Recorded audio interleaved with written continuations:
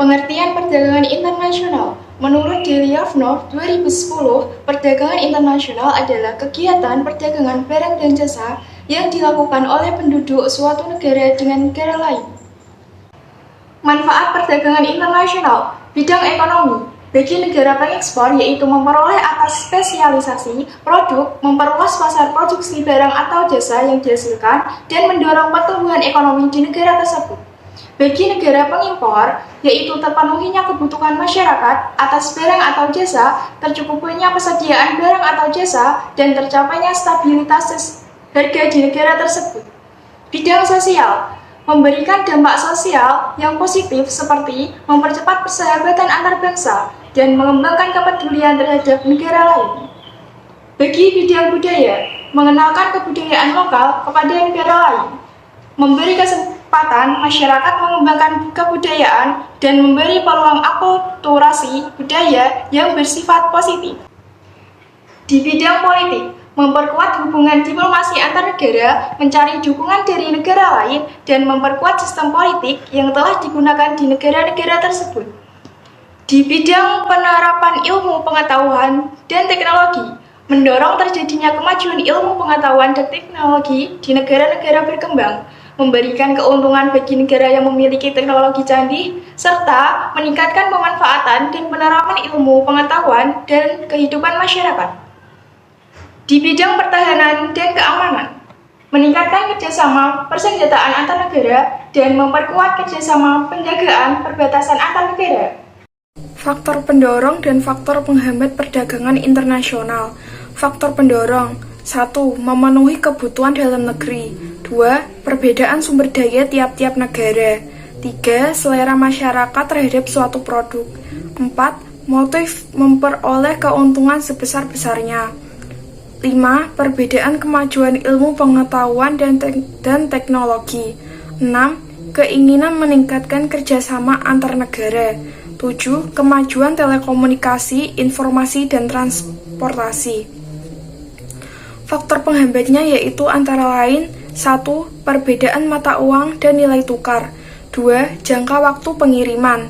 3. Standar kualitas sumber daya manusia. 4. Tata cara pembayaran yang kompleks. 5. Kebijakan terhadap produk impor. 6. Terjadinya konflik suatu negara. 7. Keberadaan organisasi ekonomi regional. Teori perdagangan internasional dibagi menjadi 3, yaitu 1. Teori keunggulan mutlak. Keunggulan mutlak adalah keuntungan yang diperoleh suatu negara karena mengkhususkan kegiatan produksi barang dengan efisiensi lebih tinggi daripada negara lain.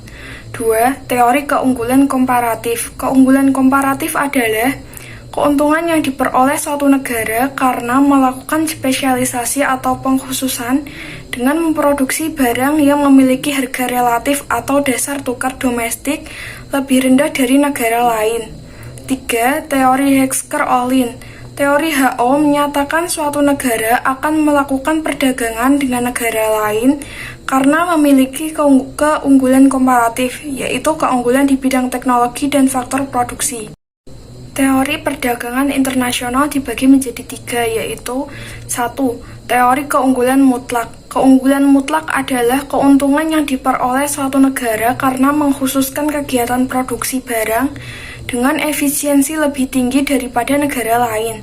2. Teori keunggulan komparatif. Keunggulan komparatif adalah keuntungan yang diperoleh suatu negara karena melakukan spesialisasi atau pengkhususan dengan memproduksi barang yang memiliki harga relatif atau dasar tukar domestik lebih rendah dari negara lain. 3. Teori Hesker-Ohlin. Teori HO menyatakan suatu negara akan melakukan perdagangan dengan negara lain karena memiliki keunggulan komparatif, yaitu keunggulan di bidang teknologi dan faktor produksi. Kebijakan perdagangan internasional dibagi menjadi 3, yaitu 1. Tarif. Tarif merupakan bea atas keluar masuknya produk dari negara lain melalui wilayah pabean suatu negara. 2. Kuota. Kuota adalah pembatasan jumlah suatu barang yang dapat diekspor atau diimpor pada periode tertentu, biasanya 1 tahun. 3. Larangan ekspor dan impor. Larangan ekspor bertujuan melindungi produsen dan konsumen dalam negeri serta meningkatkan nilai ekonomi komoditas tertentu. Larangan impor bertujuan mencegah masuk dan beredarnya suatu komoditas tertentu yang berasal dari negara lain. Kebijakan perdagangan internasional selanjutnya ada subsidi dan premi. Subsidi adalah kebijakan pemerintah berupa bantuan modal, mesin, keringanan pajak, pemberian fasilitas ataupun subsidi harga kepada industri dalam negeri. Premi adalah kebijakan pemerintah yang dilakukan dengan cara menambahkan dana dalam bentuk uang ataupun insentif kepada produsen yang berhasil mencapai target produksi yang ditentukan oleh pemerintah. Selanjutnya ada devaluasi. Devaluasi adalah kebijakan untuk menurunkan nilai tukar rupiah terhadap mata uang asing. Selanjutnya ada diskriminasi harga. Diskriminasi harga adalah kehidupan yang dilakukan pemerintah ataupun eksportir melalui penetapan harga. Dumping merupakan kebijakan menjual barang di pasar luar negeri dengan harga lebih rendah daripada harga jual di pasar dalam negeri. Tujuan kebijakan perdagangan internasional ada 4. Yang pertama yaitu mengandalkan ekspor dan impor. Yang kedua meningkatkan pertumbuhan ekonomi. Yang ketiga menyehatkan neraca pembayaran, dan yang terakhir ada memperluas lapangan kerja. B.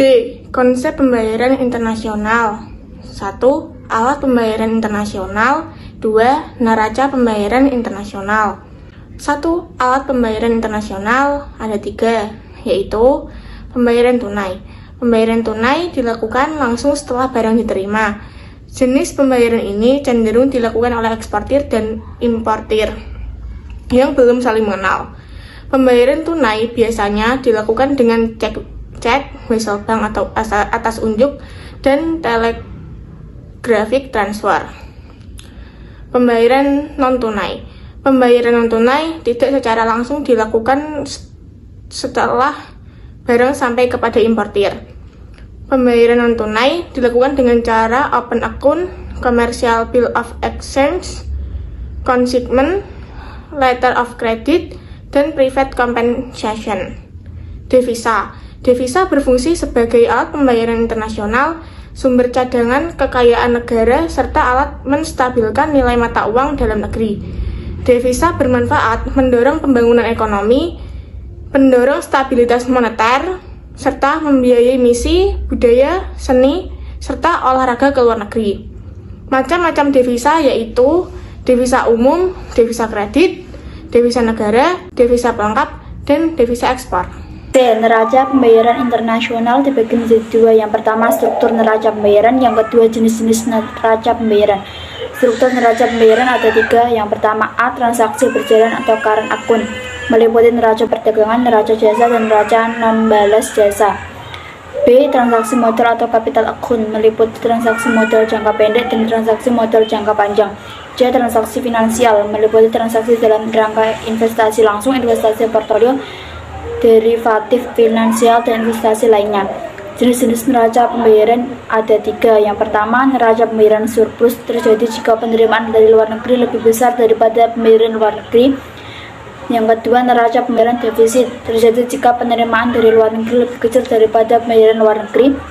Yang ketiga, neraca pembayaran seimbang terjadi jika transaksi pembayaran kepada luar negeri sama dengan penerimaan dari luar negeri.